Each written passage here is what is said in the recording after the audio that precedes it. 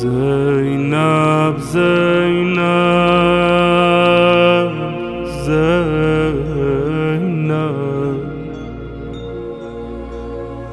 زینب زینب زینب زینب زینب زینب.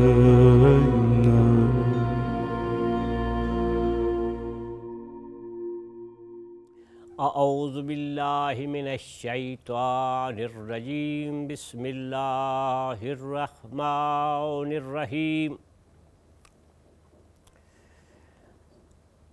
الحمد للہ رب العالمین والعاقبۃ للمتقین والجنۃ للمؤمنین والنار للکافرین والمنافقین والمشرکین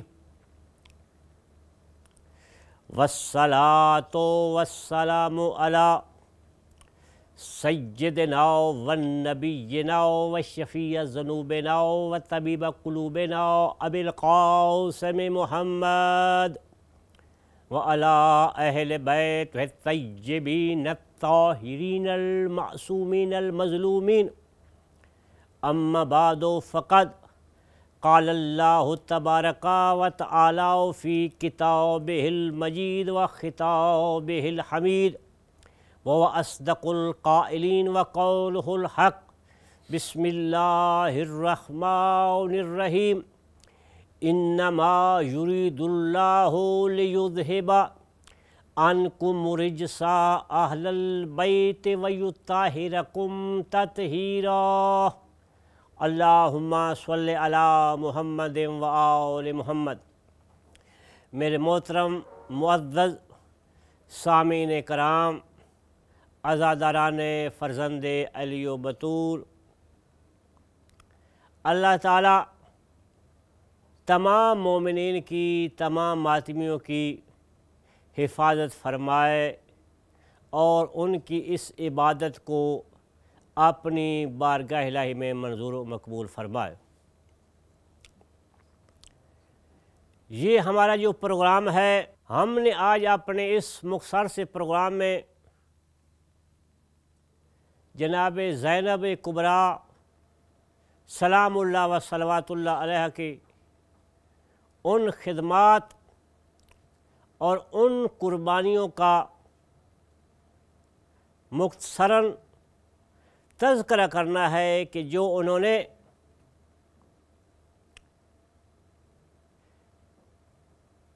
شام غریباں انجام دیں. جب بوڑھے مارے گئے، جوان مارے گئے، نونہال مارے گئے، مہمان مارے گئے، کوئی نہیں بچا تھا سوائے سید السجاد کے اور امام محمد باقر کے. امام سجاد علیہ السلام مریض تھے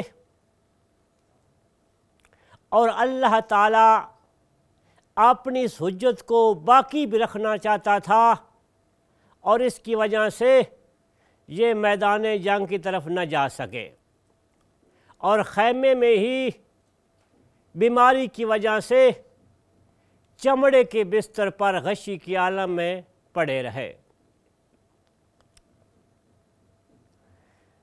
جب جوان مارے گئے، کوئی نہیں بچا تھا، عمر سعد نے اعلان کیا لوٹو تبرکات علی و بطول کو، قیدی بنا کے لے چلو آل رسول کو. شمر بن ملعون ایک فوجی دستہ لے کر خیام حسینی کی طرف بڑھا. جب زینب کبریٰ کو پتہ چلا کہ اب ہمیں لوٹنے والے آ رہے ہیں، جناب زینب کبریٰ نے تمام خواتین اور مستورات کو اکٹھا کر کے پیغام دیا کہ جو کوئی بھی کسی کے پاس ہے وہ خیموں سے باہر پھینک دو۔ یہ لوگ بدمعاش اور بدبخت ہیں، یہ ہمیں لوٹنے کے لیے کئی خیموں کے اندر داخل نہ ہو جائیں۔ حمید بن مسلم بیان کرتا ہے کہ میں کیا دیکھتا ہوں، اتنے میں ایک چھوٹی سی گٹھڑی ہے کہ جس کو خیمہ سے باہر گرایا گیا۔ ایک آدمی آگے بڑھتا ہے، وہ اس گٹھڑی کو اٹھاتا ہے، اٹھانے کی دیر تھی، ساتھ رو بھی رہا ہے۔ تو میں نے اس سے پوچھا کہ اگر تو نے لوٹنا ہی تھا تو تو روتا کیوں ہے؟ اس نے بتایا کہ اگر میں نہ لوٹتا تو کوئی اور لوٹ لیتا۔ جب اس نے گٹھڑی کو کھول کر دیکھا تو اس میں جناب سکینہ کی بالیاں تھیں اور علی اصغر کا ایک چھوٹا سا کرتا تھا۔ عزادارو، انہوں نے آگ لگانے سے پہلے مخدرات عصمت و طہارت کو لوٹا ہے۔ علی کی بیٹی زینب کو اس طرح لوٹا ہے کہ ان کے سر سے خون کا فوارہ جاری ہو گیا۔ یہ علی کی بیٹی تھی، سخی کی بیٹی تھی۔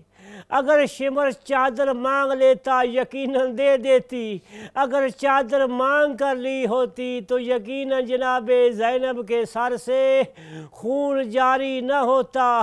زینب کے سر سے خون کا جاری ہونا یہ بتا رہا ہے کہ چادر ہاتھوں سے نہیں لوٹی گئی، بلکہ چادر کو نیزے کی انی سے زینب کے سر سے اتارا گیا، اور اس انی کی وجہ سے جناب زینب کا سر زخمی ہو گیا اور جس سے خون بہنے لگا۔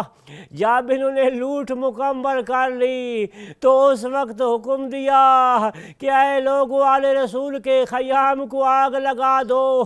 چاروں طرف سے آگ لگتی ہے، آخر ایک خیمہ بچ جاتا ہے بیمار کربلا کا۔ جناب زینب قریب جاتی ہیں اور پوچھتی ہیں کہ اے سید سجاد، ہمارے خیموں کو آگ لگ چکی ہے، خیمے جل چکے ہیں، کہ ہم خیموں میں مر جائیں یا باہر نکل جائیں۔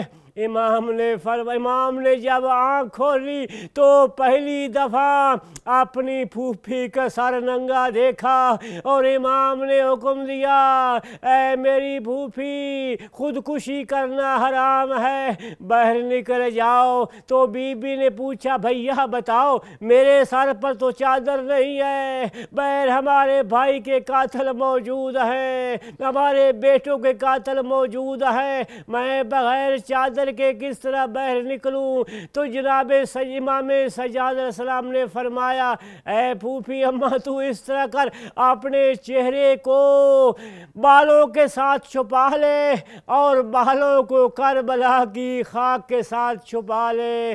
اور بی بی نے کیا کیا، سید سجاد کو اپنی پشت پہ رکھا اور جلتی شعلوں میں اسے باہر نکال کر لائی اور زمین پر حجت خدا کو سلا دیا۔ آخر دعوانا ان الحمدللہ رب العالمین۔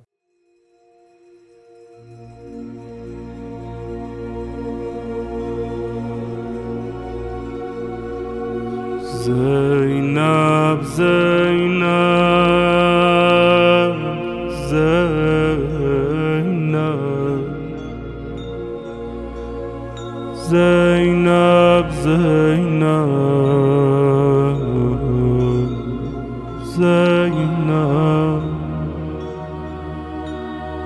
زینب زینب